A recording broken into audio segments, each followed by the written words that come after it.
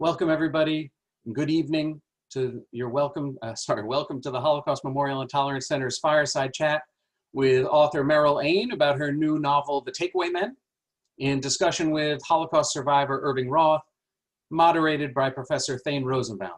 My name is Thorin Tritter. I'm the Museum and Programming Director at the Holocaust Memorial and Tolerance Center of Nassau County. We are excited to hold our program this evening, and I encourage you to visit our website for information about all our virtual programs at www.hmtcli.org. To launch our program this evening and tell you more about it and introduce our guests, I'm honored to introduce Andrea Bollander, the chairperson of Hmtc's Board of Directors. Andrea, could I get you to come back on? Yes, you can. Hi, everybody. Good evening. Thank you for joining us. My name is Andrea Bollander, and I'm the new chairman of the board of the Holocaust Memorial and Tolerance Center. HMTC is the premier education center in New York for teaching tolerance and using the lessons of the Holocaust to teach and about diversity and all manifestations of prejudice. Tonight, we are joined by three very special people. They are special people in my life personally, and by the end of this event, they will be special people in your life. Meryl Ain is not only a generous supporter of the Holocaust Memorial and Tolerance Center, she's a very accomplished author and educator. Her and her husband, Stuart Ain, formerly of the Jewish Week, live here in New York, and she's also a very dear friend. Survivor Irving Roth is someone very dear in my life. He is the director of the Holocaust Resource Center in Manhasset and an original founder of HMTC. He is a writer, an internationally known educator, and his story is now on display at the memorial at the entrance to Auschwitz. Last but not least, our moderator tonight really needs no introduction. Thane is a novelist, essayist, law professor, and the director of the Forum on Life, Culture, and Society film series. Tonight, we welcome all of our guests and thank you for joining us. Thane, take it away.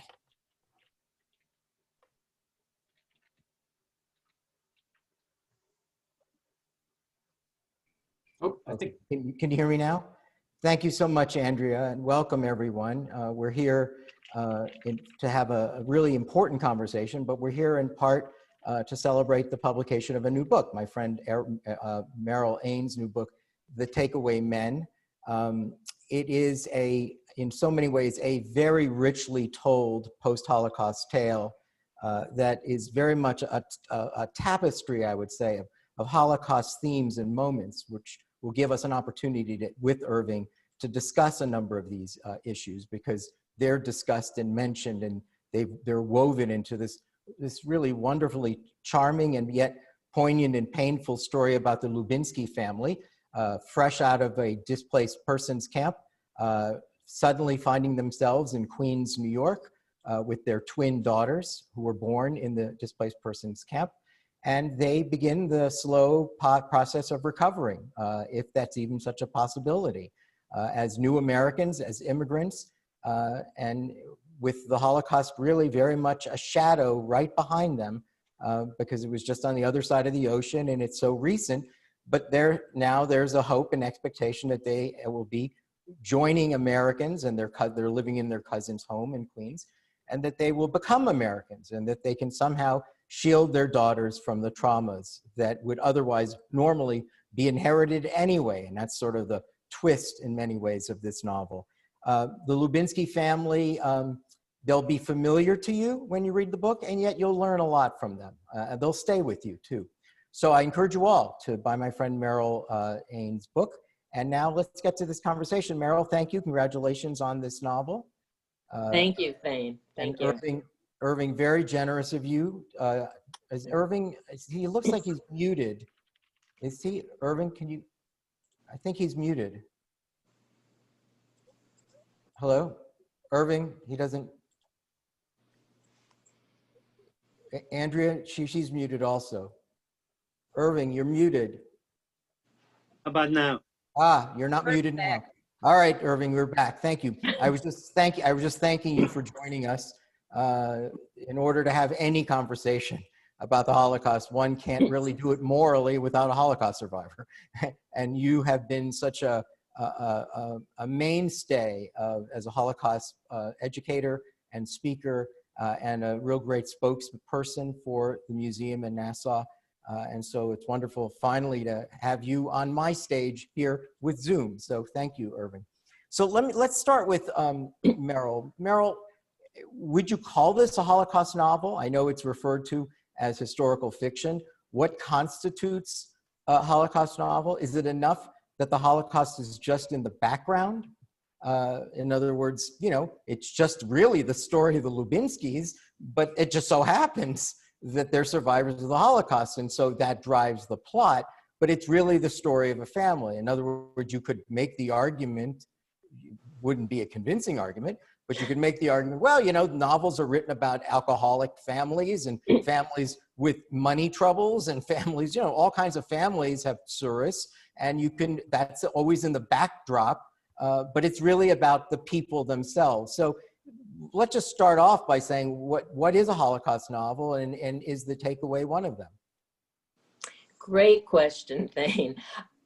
It's interesting that you mentioned that. So when I first was getting the book published and I finished it, I referred to it as a Holocaust novel. And I was delighted to see that the best-selling category on Amazon was Holocaust-related novels. But that just, it didn't fit. It didn't feel right. And then I went to Holocaust-related, but that didn't quite get it either. And then my husband, Stuart, said post-Holocaust. And to me, post-Holocaust said it. And I feel that my novel as a post-Holocaust novel differentiates itself. It is in the category with your excellent novels, and there are not as many in the post-Holocaust category as there are in the Holocaust category, but it differentiates itself because the bulk of it takes place after the Holocaust, after the war, and it just shows how that cloud of the Holocaust follows not only the survivors, but their children as well. You know, in popular culture, in the mind of people, you know, the war was over and 6 million Jews were killed and 5 million other people, and a small number survived.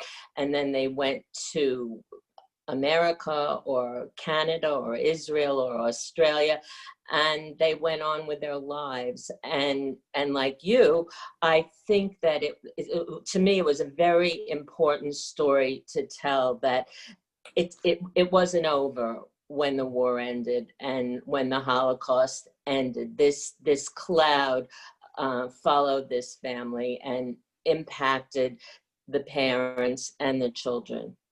So Irving, before we get into some of the themes in The Takeaway Men, I just want to ask you, as a survivor and as someone who's been a Holocaust speaker and educator for so many years, can we actually learn about the Holocaust through art? You know, there's many attempts have been either, you know, from music to paintings, plays, novels. I agree with Meryl that, and we can talk about this later, you know, that in many ways, what makes this a really unique, special novel is that it doesn't attempt to tell the story of the Holocaust during the years of the Holocaust, which there are many people, myself included, who find that to be morally vulgar, right? A transgressive act to try to make art out of the Holocaust. That's a famous quote from Theodor Adorno, 20th century German philosopher, no poetry after Auschwitz. And it's true, most artists have stayed true to that idea, that the camps are off limits. We'll talk about some movies that are problematic. I know you know of one, Irving, that you feel very strongly about. But I'm just curious, do you think that the Holocaust can actually be explained, taught, understood through art, or do you really have to read history books, Holocaust survivor testimonies, like yourself, Holocaust memoirs, museums, right? Artifacts that you find in the museum that is the backdrop of my green screen right now. It's such a lovely building, frankly. But you know, is this what you see behind me, the books, the showcasing of the Holocaust, is that really the only way to possibly comprehend it, even if that's possible?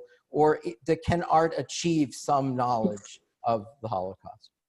Well, I find that art itself can give you a vision and some feeling about how people reacted to it, how people felt about it. And it gives you a relationship to it. Now, for me particularly, as I went through the book, it certainly is a post-Holocaust book, but it also tells you how people reacted to those events, both who lived it and those who were 4,000 miles away. And as a Holocaust survivor, some of the aspects of the book are very clear to me, because one of the aspects of the book speaks of the fact that the Holocaust survivor, named by the name of Aaron, when he hears the siren outside and a car and people around it and uniforms, it gives them somewhat of a very unsettling feeling. And I understand that feeling, because today, for me as a Holocaust survivor, 75 years after the Holocaust, after my experience there, when I see behind my car a police car with a siren blaring, it's unsettling. When I see chimneys with flames particularly, they become very unnerving. Even railroad tracks and railroad cars, particularly cattle cars, are a reminder of that. So for me, the book itself was really a reminder of how things were and what I lived through, and they still live within me. I'm so glad that's part of it. I'm glad that you mentioned smokestacks, cattle cars, train tracks, because it's clear that artists have understood that those are metaphorical images, and that when you see them, they can mean only one thing, right? And that for people who think of the Holocaust as truly unique, they're very oddly enough protective of those images, right? That those images, there's a wonderful moment in the Takeaway Men, Meryl's novel, you reminded me of it when you're talking about police cars behind you, when Aaron sees a suspected communist being taken away. She's not even a communist, but she's being taken away by the FBI for questionings during the Rosenberg trial. And so Aaron is a new transplant in the United States. And just the idea of seeing a neighbor, a Jewish neighbor, being hauled away, hence the Takeaway Men, the title of the book, to him, he can't get over it. Like, he cannot be reassured of what this is not going to happen to him. To him, it can only mean one thing. And I thought Meryl really captured something with that. Meryl, beautifully. Yeah. Meryl, so what about this idea? I was wondering when I was listening to Irving, I thought, well, you know, there's something called historical knowledge that you could get just by giving us details, which the novel does, right? That's what I meant before when I said a tapestry. Like, we'll talk about like almost every theme that could possibly come up in the life of a Holocaust survivor. Meryl Ain has got it. It's there. She didn't miss anything, not one moment. So it's fascinating in that way. She really figured out a way from the role of an artist. How do I insert these ideas and themes and moments into a plot, which is not easy, trust me, it is not. So quite an accomplishment. But I'm wondering whether you would make a distinction between historical knowledge and emotional knowledge, and that's really what novelists and this book does. That yes, you can rely on it a little for some historical material, but really where its voice it matters, what carries the day, is that you try to capture the emotion of this family, this four people, mother to the United States to begin their new lives. And yet it's such an improbable idea that the parents could even do that. It's almost chutzpah that they think that they have, that they're capable of beginning a life. It's almost a miracle to think that the survivors actually were able to achieve that.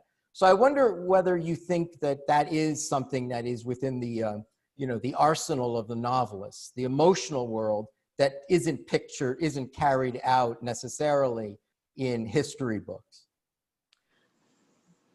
That's a good question. And I will answer it by saying that I think you need both. And I have been enmeshed in this topic ever since I read The Diary of Anne Frank in the 6th grade. I've taught history. I've researched it.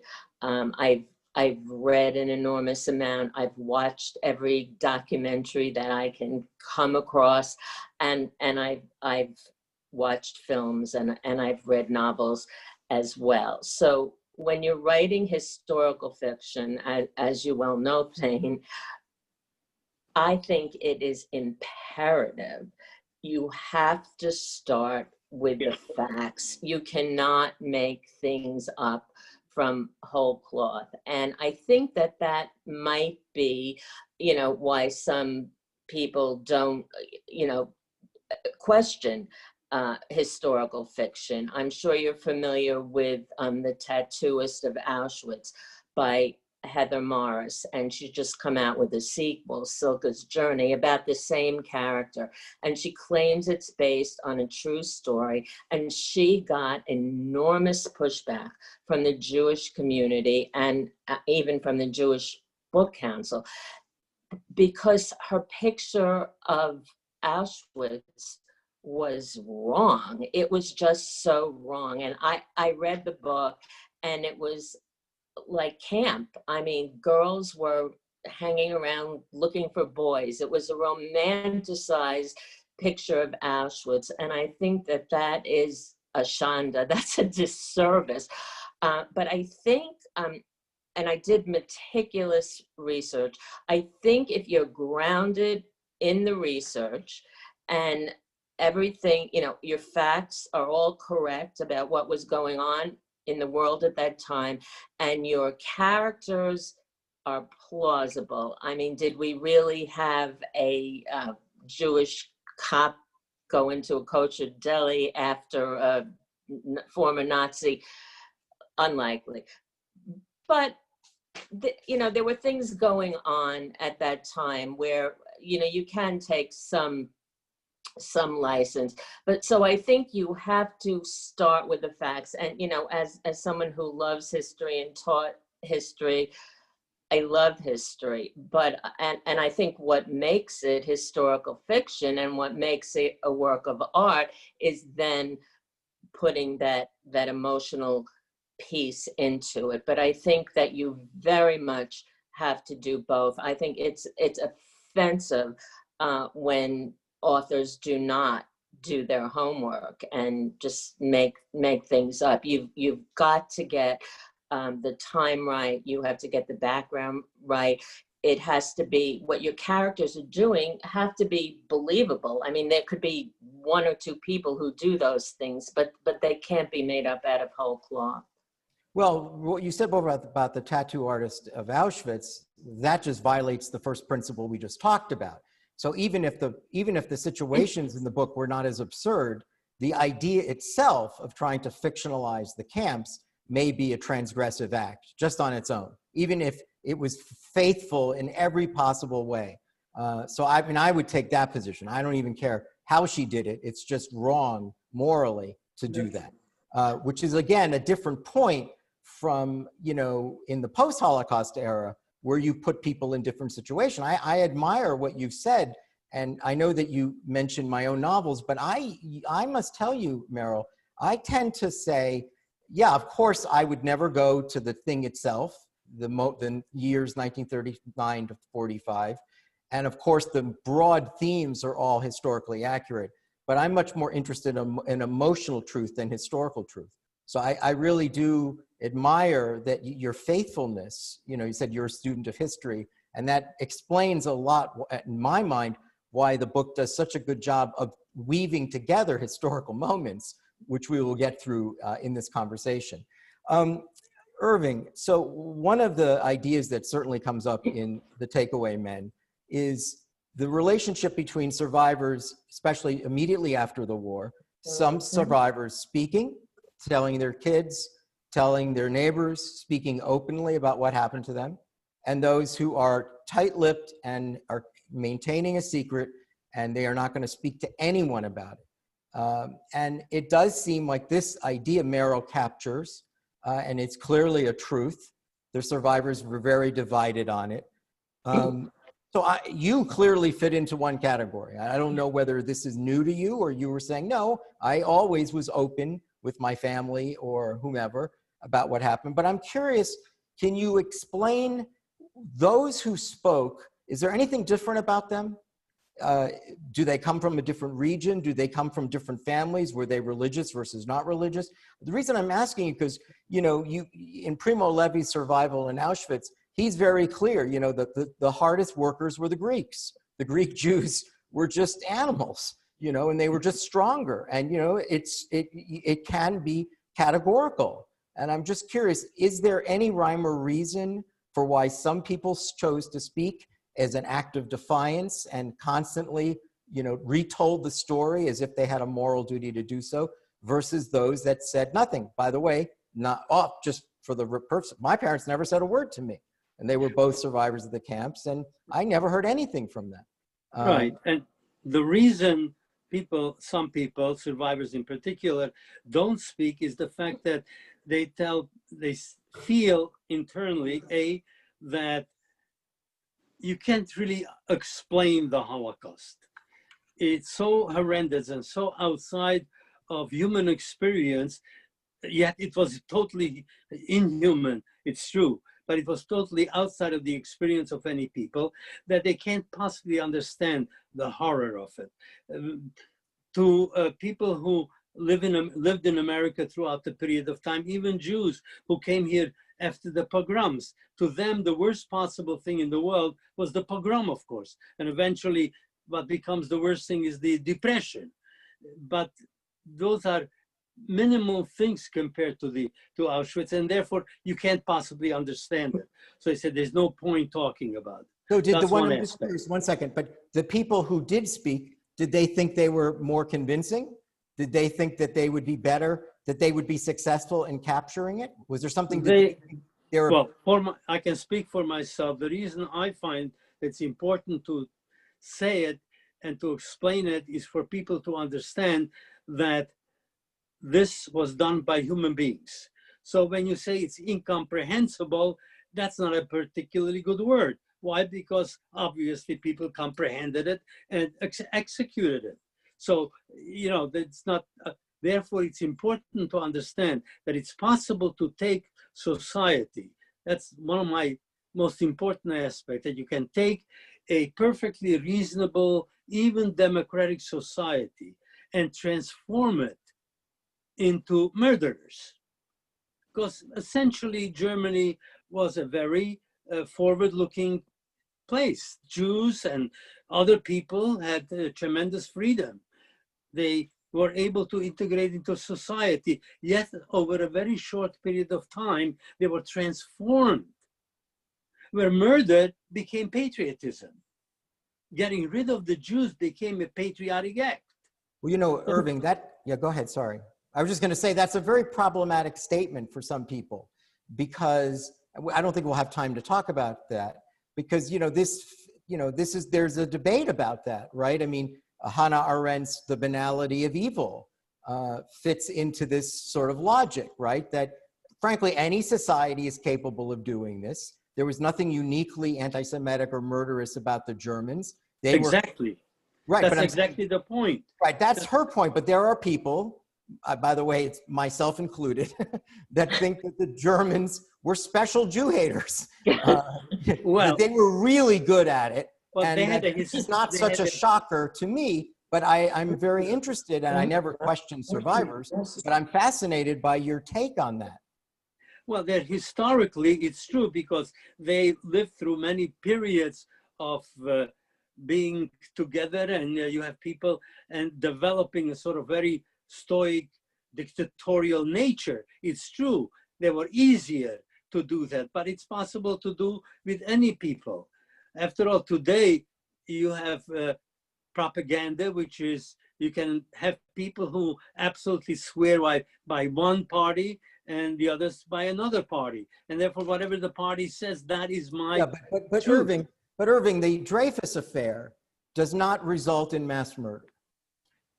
that's all I want to just say. The Dreyfus Affair, which gripped the entire world in the early part of the 20th century in France, divided the country in half. Even artists were on either side, Dreyfusards. It's, for some reason, when it came to the ingenuity of mass murder, the Germans figured how to do it, and the French didn't do it at all. So that's why I think it's interesting to think about. Well, they did. Well, let me point out why the Germans did it and how it was done.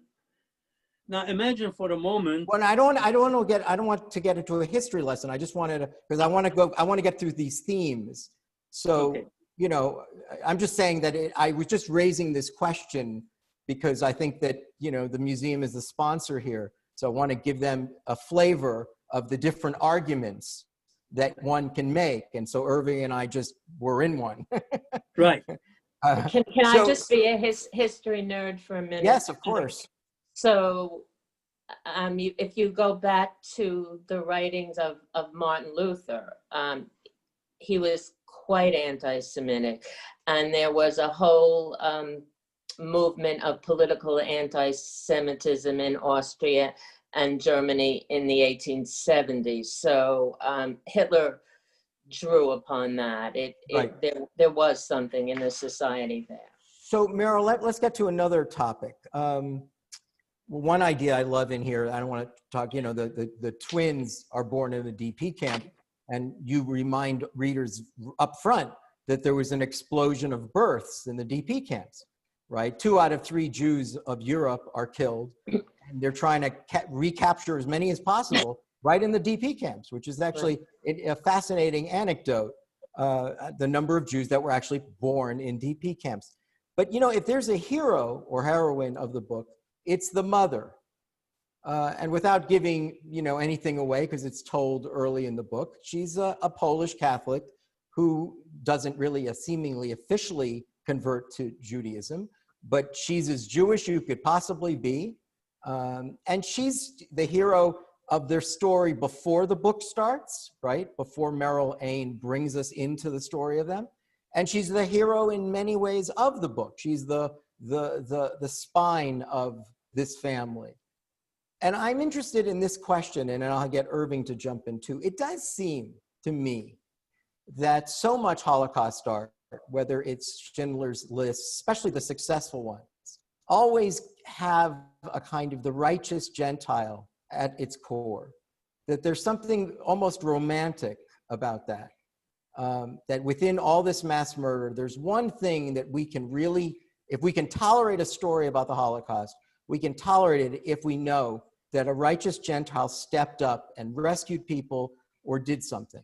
And there are people, by the way, myself included, who think that I'm not so, you know, I'm interested in righteous Gentiles, but I'm much more interested in the tens of millions of people who were accomplices and were complicit. And I think that if you spend a lot of time on the righteous Gentile, you kind of forget that, you know, the Poles, for instance, love to say that, what is it, they have 11,000 in 11 million.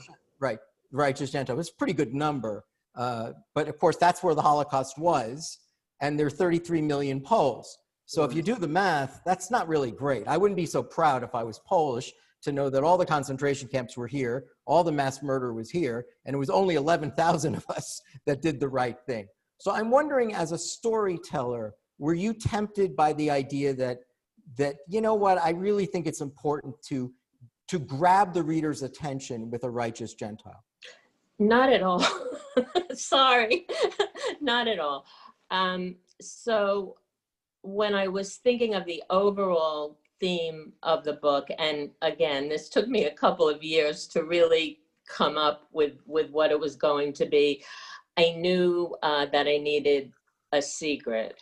And in many of the Holocaust novels, or even in memoirs, like Helen Fremont's memoir, or look at Madeleine Albright, it turns out that the Christian person is really Jewish. So I decided to turn the secret on its head and make the Jewish person technically Christian.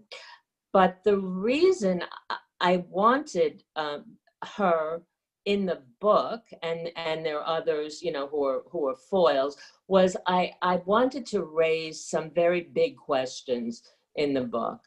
And among those questions, which I think are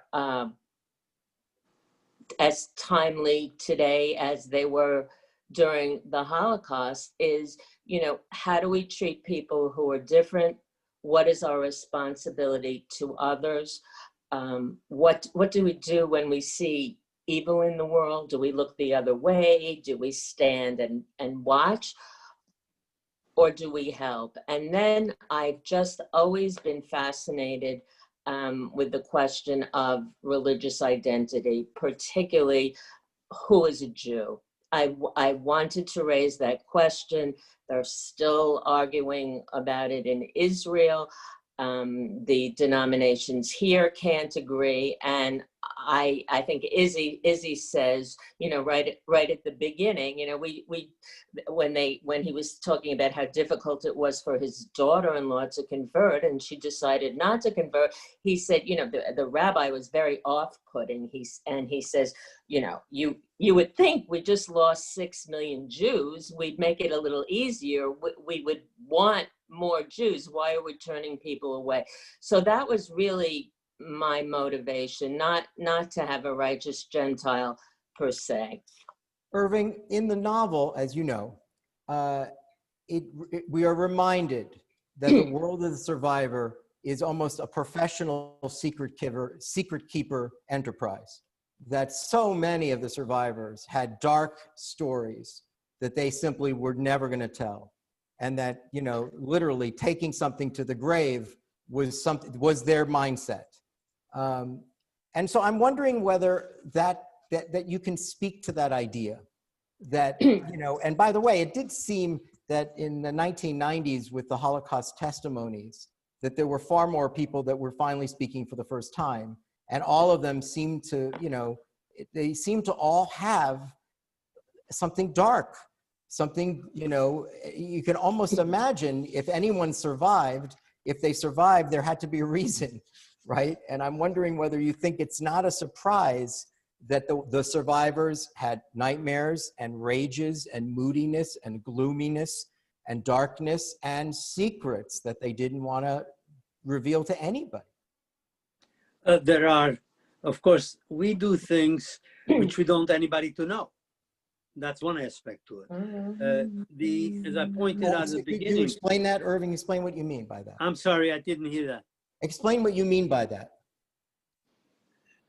We do things which we think other people will think they were not heroic. I see. I see. But they're not necessarily so. And so we don't emphasize those. On the other hand, you say what you lived through. And I always ask survivors who work with me, tell your story. Don't become a historian. Don't make up stories. Say it the way you remember it. Now, that's another very important word, the way you remember it. It's not necessarily absolute fact, the way we remember. That's another piece of the puzzle. Except that one thing, you would agree, I certainly would, that survivors are entitled, because they're survivors, to tell their story any way they want. Yes, but I recommend when they speak, they should tell how they remember it.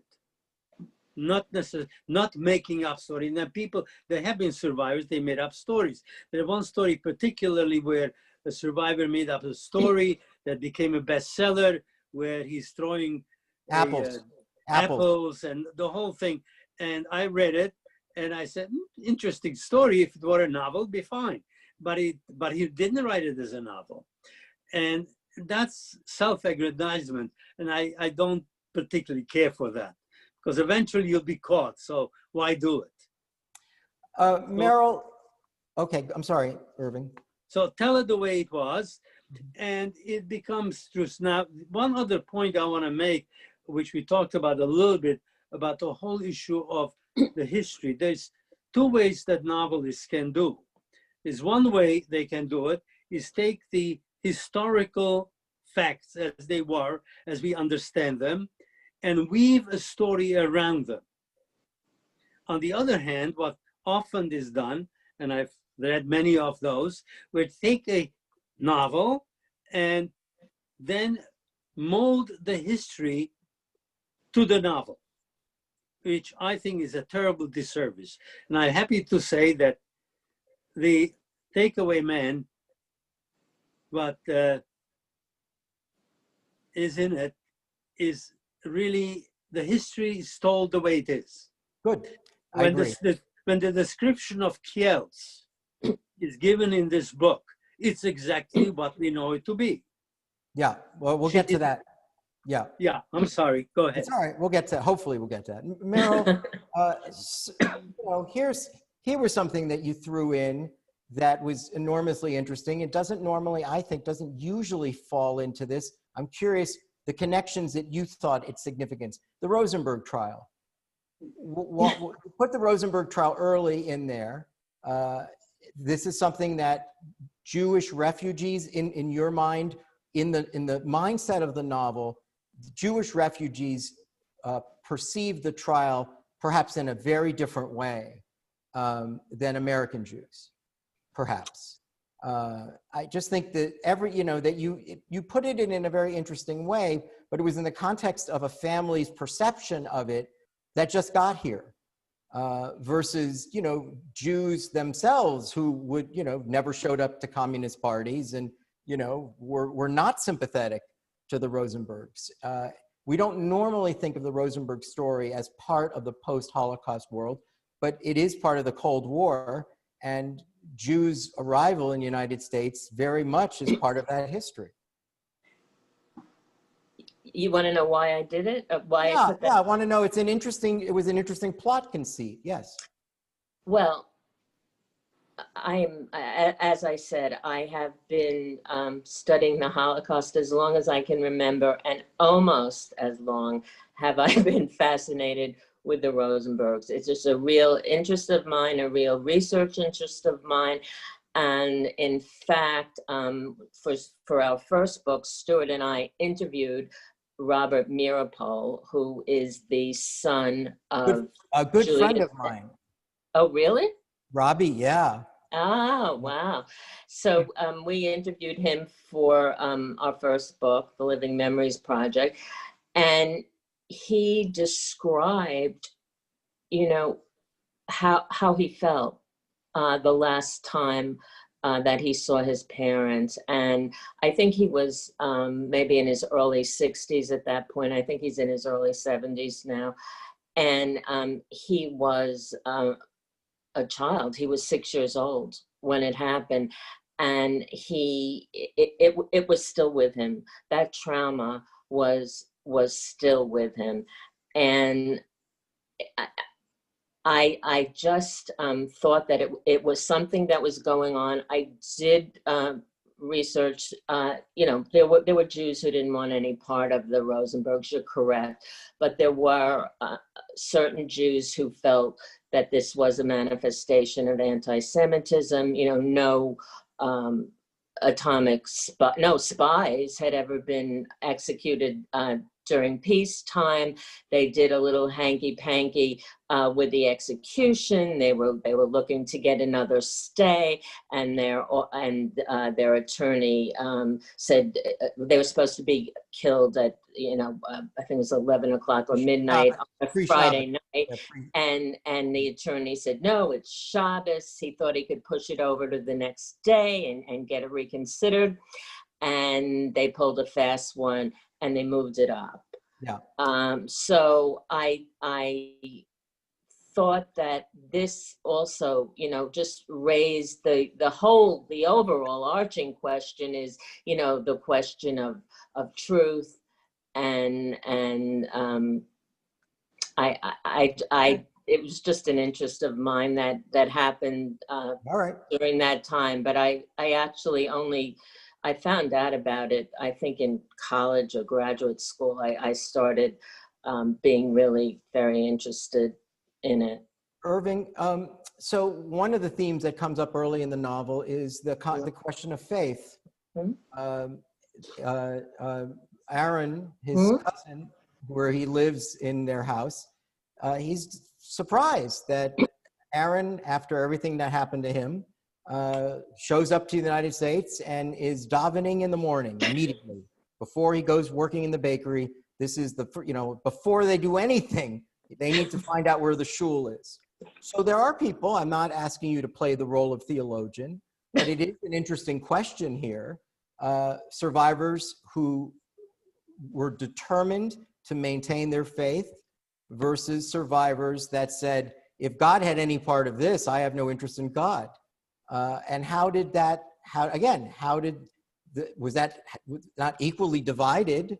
Hard to know which were the ones that stayed, faithful versus those who left. Many who left came back, I understand, right? They may have been, out of, and then by the mid 60s, they were looking for synagogues. Their kids had bar mitzvahs coming up and they needed a shul. Particularly the second bar mitzvah at age 83. Yes. So help us understand this. Was it a purely theological dilemma that Jews had, or was there no question we were Jews and there's no reason to not maintain all the rituals and traditions of being Jews? Well, here I am. When I'm there in the camp itself, I'm 15 and a half years old. So I'm a kid.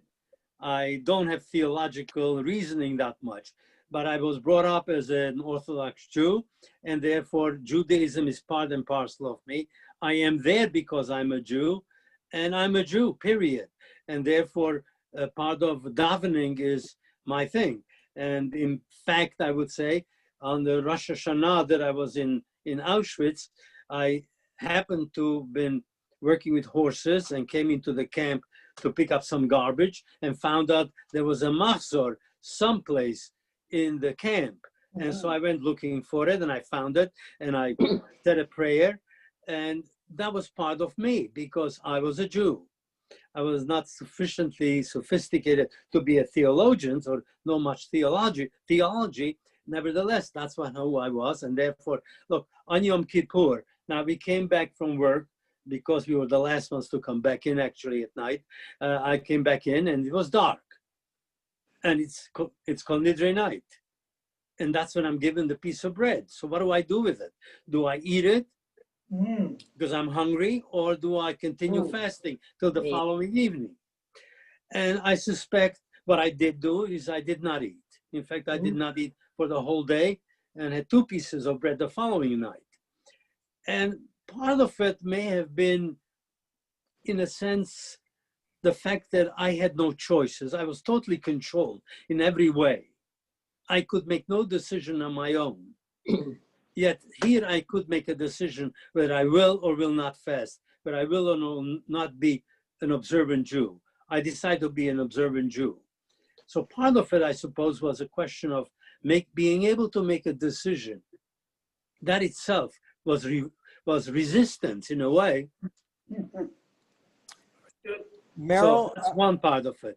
The second part is there are many who say, I hate God because he allowed this to happen. Well, if you hate God, you're believing that there exists a God and you hate him. And then there are those who are anti-Semites. Well, who are atheists, or at least agnostics. Not that many agnostics, and do I find in a foxhole. I'm going to remember that. That's a good line. Well, there's the expression, by God, I'm an atheist. Meryl, Irving reminds us when he's there, he can only think of himself as 15 and a half years old. And I'm reminded that something that we always forget, it's very important to remember, but it's something we don't think about, is that the vast, vast, vast majority of Jews that survived the Holocaust were between the ages of 15 and 25. They were basically teenagers, kids. We somehow have this illusion the Holocaust survivors were elderly people. Yes, in 1995, they started to look a little more elderly in 95, but in 1947, they were like, a senior in college at Michigan. That's what they're going to look like. They're not. And so Irving so wonderfully described that experience that, you had these basically kids that were orphaned, you know, they were orphaned, they had no relatives, they had nobody watching over them anymore. And now all of a sudden they have to make grown-up decisions like, do I want to believe in God again? For one decision, do I want to get married? Do I want to have children in a world like this? But these are kids, and it's interesting because the twins in your novel, you know, like we always think about, you know, have feelings about their immigrant parents, the accents, the shabby clothing, you know, the moodiness. You know, it's as if they saw their parents as elderly too, but they weren't. You know, the parents were actually very young parents. Yeah. They write in the novel. When you think about it, these were little girls. The parents were kids. So, you know, I think it's interesting. The book gives you a sense of that, but it also gives you a sense of what the girls were thinking about their parents, the sense of the shame that they weren't American. Well, Meryl? So, Yeah. what's the question? Well, no, I think it is interesting that you depict them in a particular way that lets us both see them as young and trying to begin a new life, but you can also see from their children's perspective, they're seeing something else. They're seeing the old world, and there's shame attached to that. It was a very common theme, you know, in the survivor and the refugee community. Remember, Irving will confirm this, the word Holocaust survivor is a very new term. That was not what people referred to each other in the 1950s and 1960s. They were refugees, Jewish refugees. And that's an important distinction. Today we take it for granted, they're Holocaust survivors, but that is I would say a post-Schindler's List movie phenomenon, not really something that people thought about in the 50s and 60s. So what about this idea that Irving introduces, that you really ultimately, in the end, you're really talking about young people starting over? You are talking about young people starting over, and you know, when you think about parenting, you know, sometimes you think, well, you know, now I should be a parent, you know, now with everything I know now, because young people are generally parents and they have no experience being parents. There's no course of study that teaches you to be a parent, and so overlaid on top of all that was, you know, coming to a new country and navigating it and figuring it out. And so, you know, they did have the cushion of the older cousins with whom they were living. But one of the reasons that I wanted twins was because in my research, in all my friends who are children of Holocaust survivors, and I should say honestly, I am not. My parents were born here. They both served in the U.S. Army in World War II, and I interviewed a number. I did not want to use one brushstroke. And I'm thankful that my friends who are children of Holocaust survivors felt that I got it right. You had the one twin who just wanted to be an American girl. She was embarrassed by her father's accent. She just wanted to, you know, have the pretty things, be friendly with the pretty girls. And the other one was just the opposite end. She was ultra sensitive, and she felt, you know, she felt great compassion. And I think I wanted to show that neither with survivors nor with their children can we have a stereotype. They're very different. And as far as parenting goes, that's really tough for everybody, and it was much tougher for these people.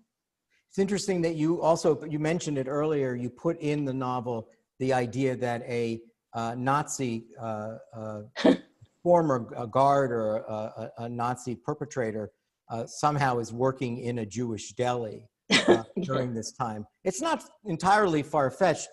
when Fedorenko was captured in the 1970s, he was living in Miami Beach. And I would think in the 1970s, if I were Fedorenko, that would be one town I wouldn't want to be in. So, you know, he was obviously no genius. So it's not to me when I saw in the book, but it is interesting that it was very early, right? Because it's an interesting scene in the novel. Well done, by the way. But what's interesting, what I thought about was that there really wasn't, you know, the Holocaust at that point was so unspoken. Nazi hunting was not a priority. You know, Simon Wiesenthal might have been doing things in Vienna, but there was nobody in New York worried about finding Nazis. Yeah, they were here, but no one occurred to them that it was a crime, right? Well, because they were here in the, yeah, go ahead. They were so busy hunting communists. They didn't care. They didn't care about Nazis anymore. Once the war was over, it was all about the Red Scare. It was all about communists.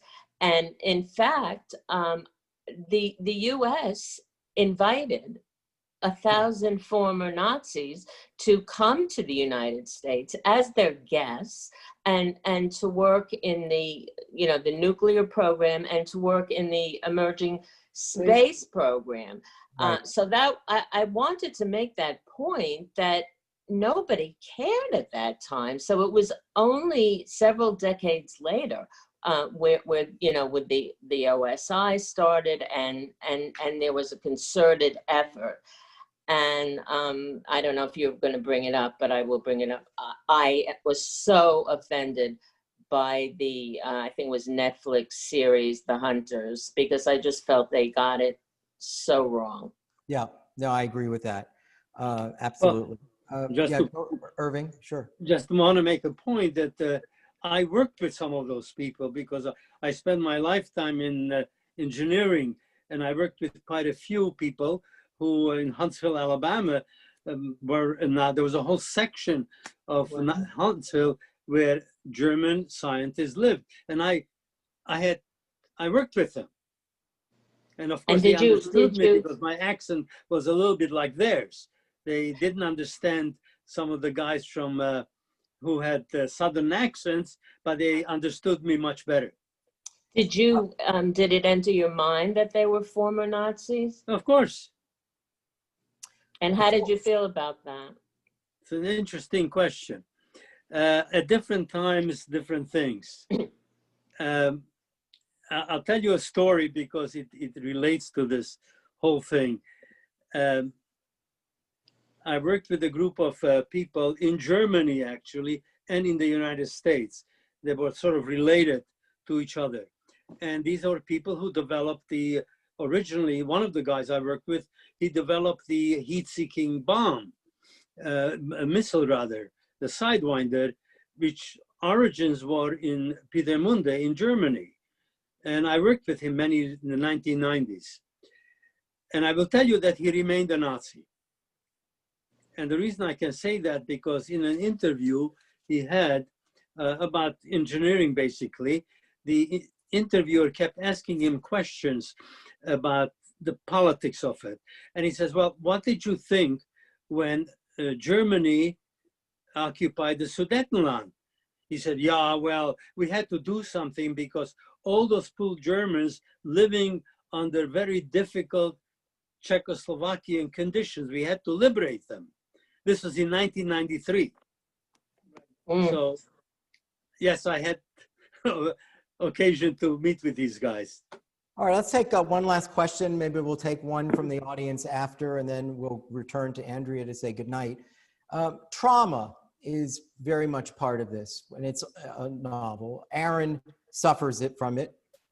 His youngest daughter seems to have picked up an enormous sensitivity to her father's trauma. It was very well done and not uncommon. And I, you know, my own novels are very interested in this subject of inherited trauma.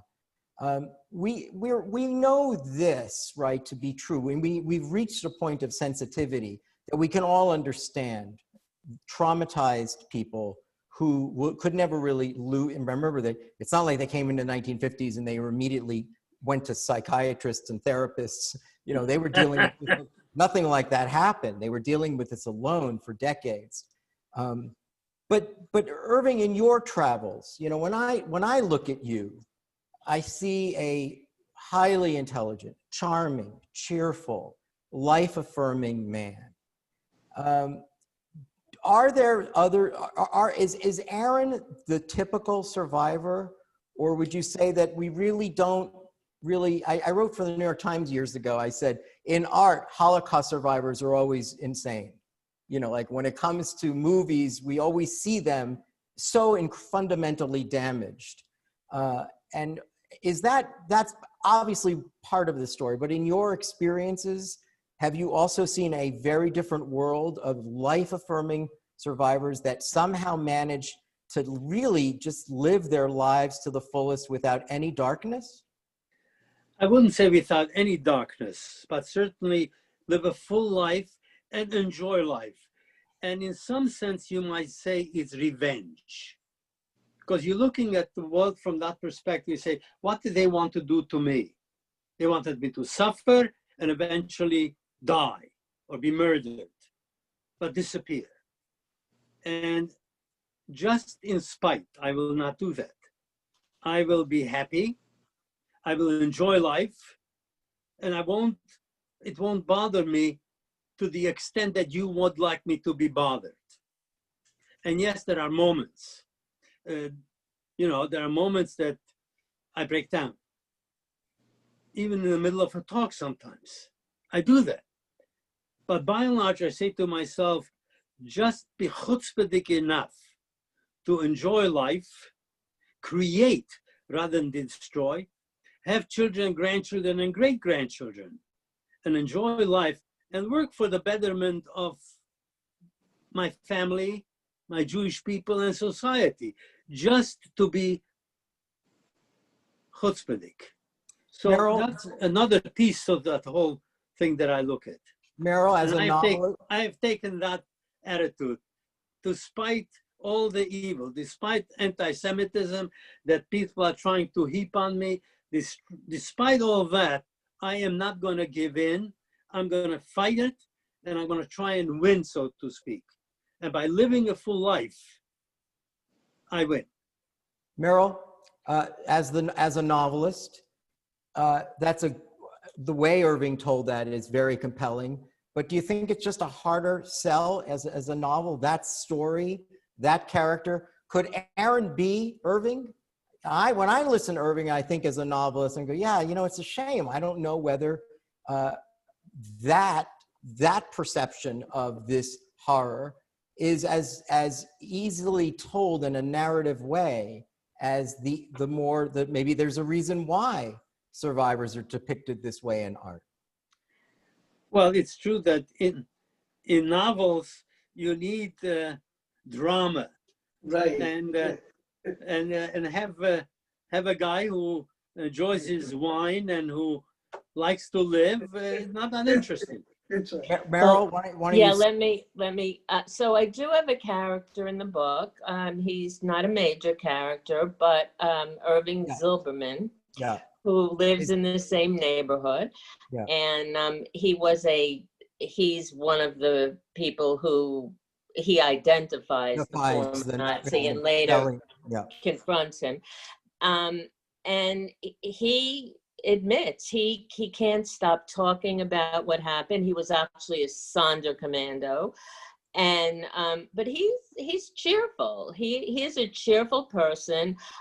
He's open with his children, and he's there. He's the opposite of Aaron. Could he be the hero of a novel? Why not?